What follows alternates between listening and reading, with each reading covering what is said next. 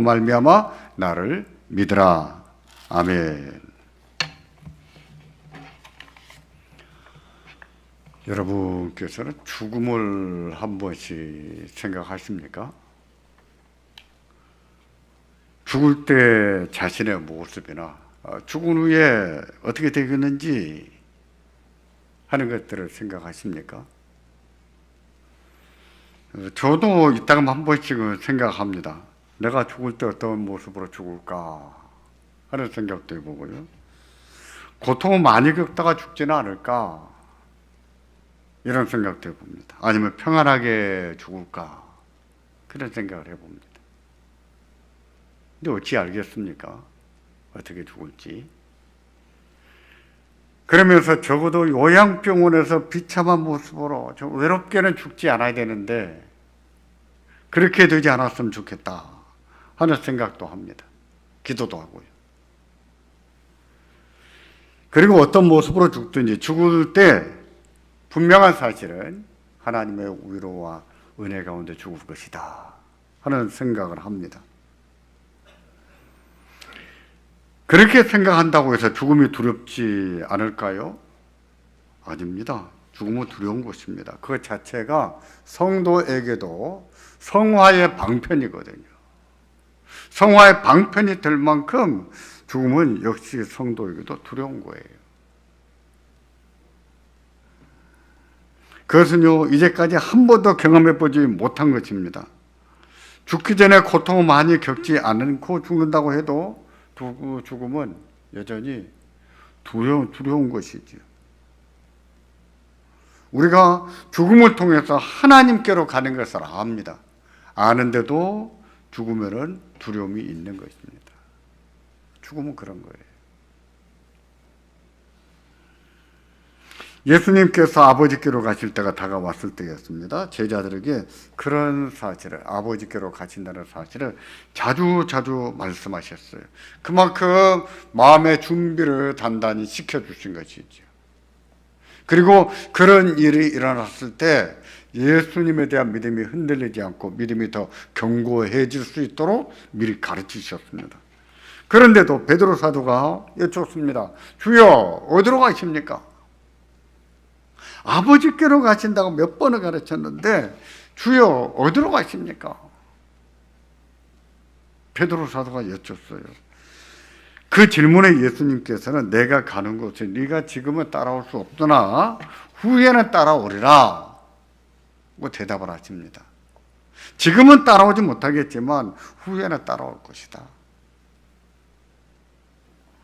지금은 예수님께서 십자가에서 죽임을 당한 그때를 말합니다. 후에는 따라오리라고 하시는데 후에는이라고 하는 말은 베드로 사도가 죽을 때를 말합니다. 죽을 때는 예수님께서 계신 곳으로 따라갈 수가 있다 하고 말씀하신 거예요. 이 말씀을 들었을 때 제자들은 좀 마음이 진정이 되고 또 차분해지고 또 마음에 좀 믿음이 더 생겨나서 견고했어야 되는데 그렇지를 못하고 마음이 흔들렸습니다. 그 흔들린 마음을 근심했다라고도 말할 수 있고 두려워했다라고도 말할 수 있어요. 제자들은 마음이 평안하지 않았던 것입니다. 근심이 된 거죠. 그렇다면 죽음을 생각할 때는 항상 두려워하고 겁을 먹을 수밖에 없는 것일까요? 어차피 죽는 것인데 좀 평안하게 생각하고 편안하게 받아들일 수는 없는 것일까요? 말씀드린 것처럼 예수 믿는 사람에게도 죽음은 성화의 수단이 되는 것만큼 두려움이 있지만 두려움이 전부일까요? 평안은 없을까요? 그렇지 않습니다. 죽음이 두려운 것이지만 죽음을 넘어서서 평안을 누릴 수가 있는 겁니다. 그래서 본문 14장 1절에 보면 예수님이 이렇게 말씀하십니다. 너희는 마음에 근심하지 말라. 하나님을 믿으니 또 나를 믿으라. 너무나 유명한 구절이어서 웬만한 교인들은 다 아는 구절, 암송하는 구절이에요. 우리가 신앙을 위해서만 아니라 우리의 마음의 정서를 위해서도 이 마음을 자주자주 새기고 사는 것은 참 유익하고 좋습니다. 믿음을 위해서도 좋고 우리의 정서를 위해서도 좋은 거예요. 다시 한번 읽어보실까요? 너희는 마음에 근심하지 말라. 하나님을 믿으니 또 나를 믿으라. 예수님께서 제자들에게 너희는 마음에 근심하지 말라고 했습니다. 근심하지 말라. 우리말에서는 근심과 염려는 차이가 없습니다. 우리는 구분해서 쓰질 않아요. 근데 헬라인들에게 있어서 근심과 염려는 다소 다른 거였습니다. 근심이라고 하는 말은 신약 성경을 기록한 헬라에서는요, 흔들리다, 혼란에 빠졌다, 그런 뜻이에요. 흔들린다, 혼란에 빠진다, 그런 뜻이에요. 어떤 실책 없이 마음이 동요하는 것, 마음이 흔들리는 것, 그러지 않아도 되는데 흔들리는 것, 이런 것을 보고 근심이라는 단어를 씁니다. 마태복음 6장을 보면 예수님께서 무엇을 먹을까, 무엇을 마실까, 무엇을 입을까 염려하지 말라고 했어요. 여기에서 염려는 의식주와 같은 실체와 관련해서 걱정하는 것을 말합니다. 다시 말해서 그런 문제에 너무 집착하다 보면 마음이 불안해질 수 있잖아요. 걱정이 될 수 있잖아요. 이런 것을 보고 염려라고 한다는 거죠.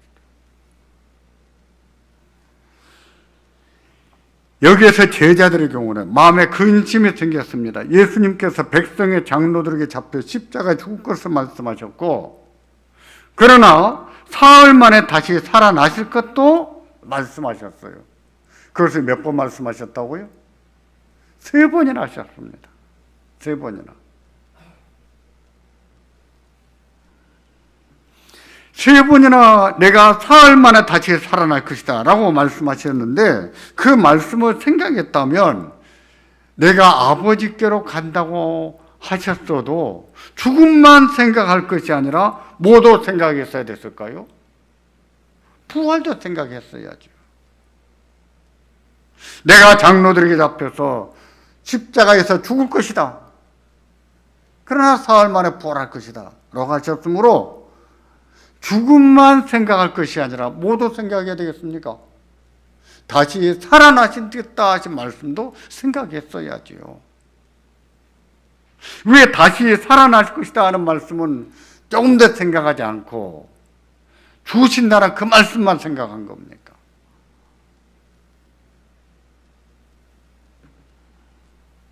그렇기 때문에 근심에서 헤어나오지를 못하는 것이죠. 잠깐은 근심을 하더라도 그 마음이 곧 진정이 되고 믿음이 꽉 차 올라와야 되는데 그게 안 되는 거지.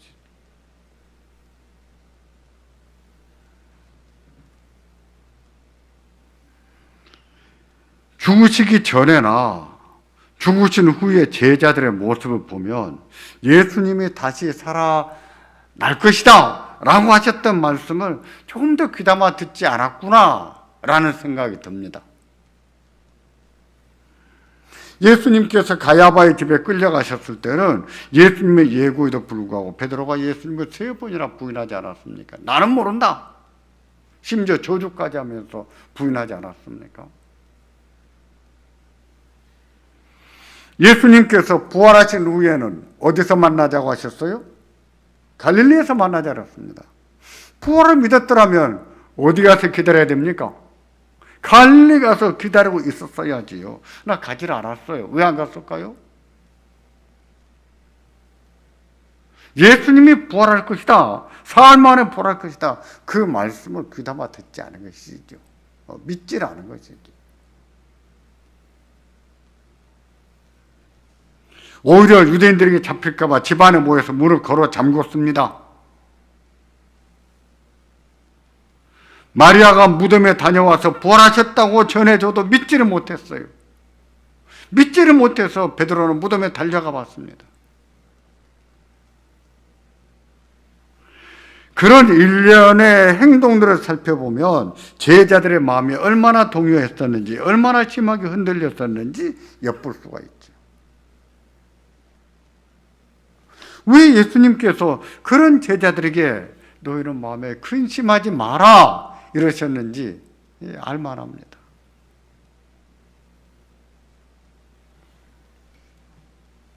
제자들만 그럴까요? 우리는 그렇지 않을까요? 우리는 다 아니까 이제. 제자들이 당한 일을 성경 기록에 나오고 그것을 많이 읽었으니 우리는 그런 경우에 흔들리지 않을까요? 그렇지 않습니다. 우리는 죽음을 생각할 때 역시 마음이 흔들리거나 두려워할 수 있어요.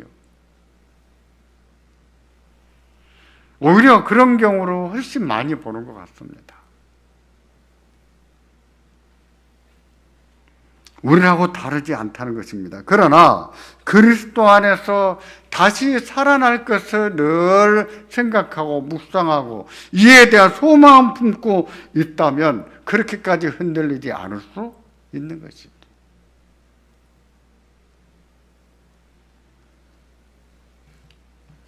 부활의 소망을 가져야 된다는 것입니다. 예수님 말씀하셨잖아요. 내가 사흘 만에 다시 살아날 것이다. 그러므로 그 말씀을 새겨 듣고 예수님이 죽으시지만 두렵긴 하지만 마음이 동요가 되긴 하지만 예수님 다시 살아나신다 하셨으니 기다려보자. 예수님 다시 살아나실 거야. 그렇게 생각하고 믿었더라면 그렇게까지 흔들리지 않았을 것이란 말입니다. 우리도 마찬가지입니다. 마찬가지예요. 그렇게 생각함으로 우리는 죽음을 잘 받아들일 수 있고 또 하나님 나라에 들어갈 때도 좀 평안하게 갈 수 있는 거예요. 저는 임종을 앞두신 분들을 위해서 혼자 기도할 때는 늘 그렇게 기도합니다. 저희 어머니를 위해서 기도할 때도 하나님 주의 나라에 들어갈 때 좀 평안히 가시게 해 주십시오.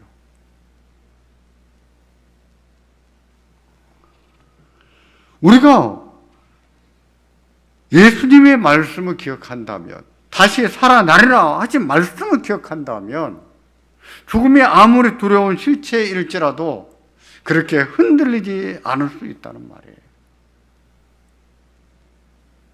예수님께서 너희는 마음에 근심하지 말라 하신 말씀을 기억하고 하나님을 믿으니 또 나를 믿으라 하셨던 그 말씀을 기억한다면 그렇게까지 흔들리지 않을 수 있는 겁니다. 예수님께서는 근심하는 제자들에게 하나님을 믿으니 또 나를 믿으라고 하셨습니다. 왜 믿어야 될까요? 왜 예수님을 믿어야 되는지 그 이유를 14장 2절과 3절에 말씀합니다. 같이 보겠습니다. 2절과 3절입니다. 내 아버지 집에 거할 곳이 많도다. 그렇지 않으면 너희에게 일렀으리라. 내가 너희를 위하여 거처를 예비하러 가노니 가서 너희를 위하여 거처를 예비하며 내가 다시 와서 너희를 내게로 영접하여 나 있는 곳에 너희도 있게 하리라. 제자들에게 내 아버지 집에 거할 곳이 많다고 하셨습니다. 너희를 위해서 거처를 준비하러 간다고 하셨어요. 준비하면 다시 오겠다 그러셨습니다. 다시 와서 너희를 내게로 영접하겠다 그러셨어요. 너희도 나와 함께 있게 하겠다 그러셨다고요. 아버지 집에 너희도 나와 함께 있게 하겠다 그러셨단 말입니다. 예수님 말씀이에요. 요한이 증거한 대로 하나님께로부터 오신 분의 말씀이에요. 이 땅에 오신 하나님 말씀입니다. 그렇다면 이렇게 말씀하셨을 때 믿어야 하지 않았을까요? 그 말씀을 믿었어야지요.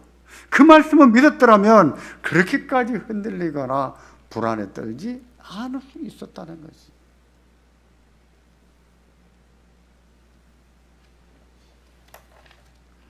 믿음은요, 근심을 이기게 합니다. 믿음이 그런 거예요.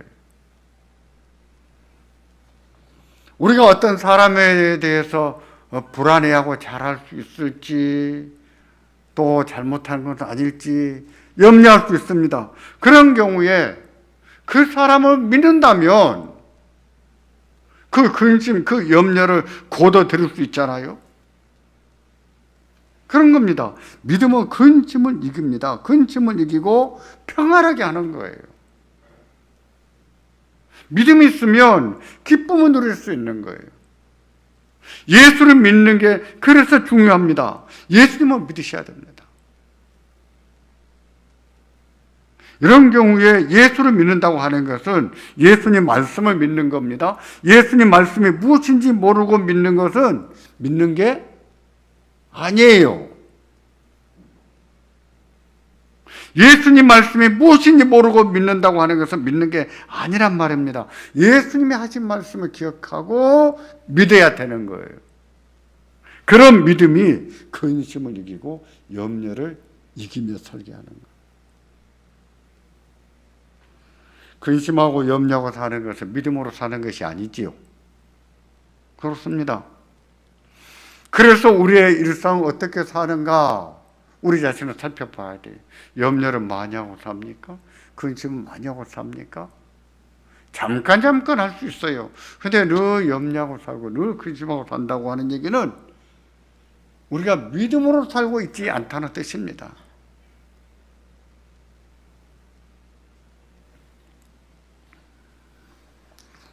우리가 살면서 실체가 있든지 없든지 근심할 수가 있어요. 염려도 할 수 있습니다.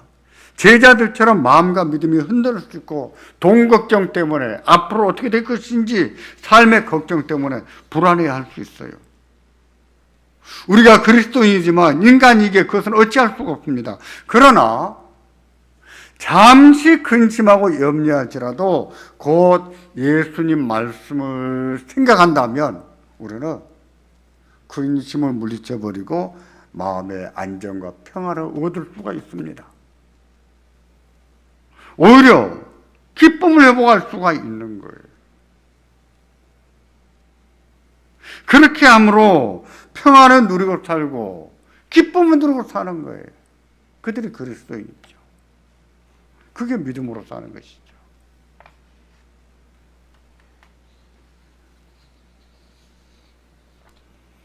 예수님께서 이렇게까지 가르치셨는데 도마가 여쭙습니다. 주여, 주께서 어디로 가시는지 우리가 알지 못하거늘 그 길을 어찌 알겠사옵나이까? 어디로 가시는지 모른다고 하뇨. 아버지의 집으로 가신다고 그랬습니다. 우리의 처소가 예비되면 다시 온다고 하지 않았습니까? 그리고 아버지의 집으로 영접해 드린다고 하지 않았습니까? 너희가 나와 함께 있게 하겠다 이렇게까지 말씀하지 않았습니까? 그런데 어디로 가는지 알지 못하는데 그 길을 우리가 어찌 알겠습니까? 이 질문이 정당한 질문입니까? 정신없는 질문이지요. 정신없는 질문.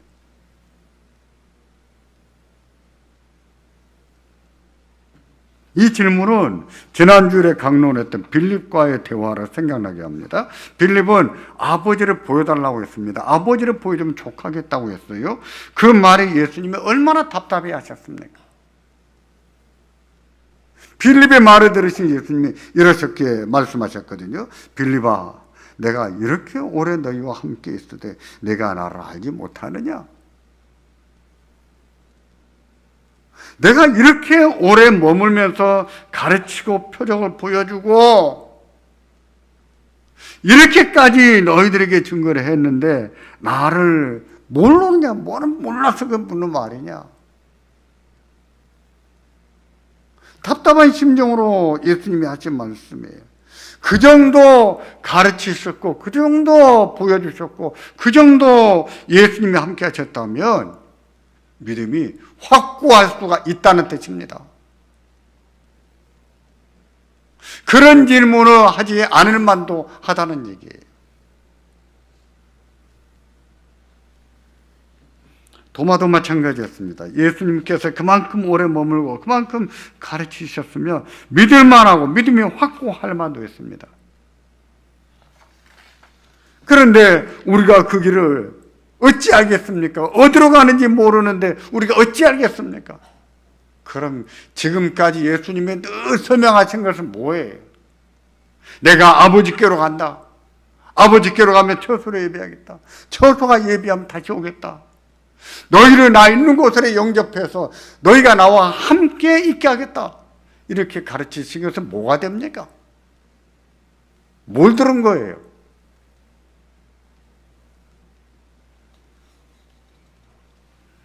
예수님이 많이 답답하셨을 거예요. 14장 6절에 보면 도마의 그 말에 대해서 예수님이 이렇게 말씀을 하십니다. 같이 보겠습니다. 내가 곧 길이요 진리요 생명이니 나로 말미암지 않고는 아버지께로 올 자가 없느니라. 아멘. 내가 길이다 그러셨어요. 내가 길이다. 내가 길이고 진리고 생명이다 그랬어요. 이 말은 무슨 뜻입니까? 예수님의 가르치신 말씀을 따라가는 것이 아버지께로 가는 길이란 뜻이에요.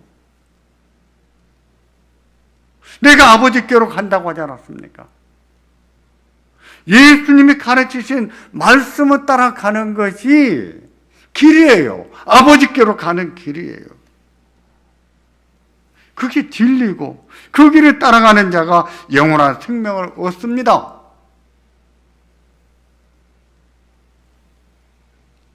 기억해야 됩니다. 예수님이 길이에요.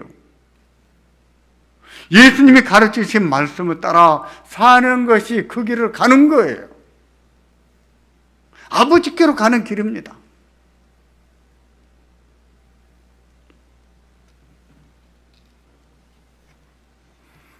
예수님의 말씀대로 예수님을 말미암지 않고는 아버지께로 갈 수가 없습니다. 예수님은 유일한 길이거든요. 유일한 길. 그래서 예수님은 하나님을 믿으니 또한 나를 믿으라 그러신 거예요.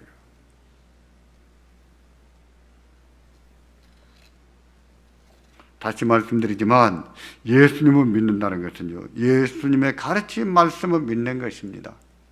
그 말씀이 무엇인지 모르고 믿는 것은 믿는 게 아니에요. 믿는 게 아닙니다. 우리가 예수님 말씀을 기억하기를 바랍니다. 예수님을 따라가기를 바랍니다. 예수님이 길입니다. 아버지께로 가는 길입니다. 예수님 말씀 따라 사는 것이 아버지께로 가는 길이에요. 먼저 같이 성도들은 그렇게 예수님을 따라 살다가 예수님을 따라서 아버지께로 가셨습니다. 우리도 그 길을 따라가는 거예요. 그 길을 따라가면 아버지 집에 갔을 때 먼저 가신 성도들을 만날 겁니다. 먼저 가신 장로님들도 만날 거지. 권사님들도 만날 거지. 집사님들도 만날 거지. 아버지 집에서 함께 만나볼 것입니다. 예수님이 길이신 것을 기억하고 우리가 예수님을 잘 따라가기를 바랍니다. 그래야 이 세상을 떠날 때 우리도 아버지 집에서 모두 만나볼 수 있기를 주의 이름으로 축원합니다. 숭신교회에서 신앙생활했던 우리 모든 성도들이 아버지 집에서 함께 만나는 영광을 누리기를 주의 이름으로 축원합니다.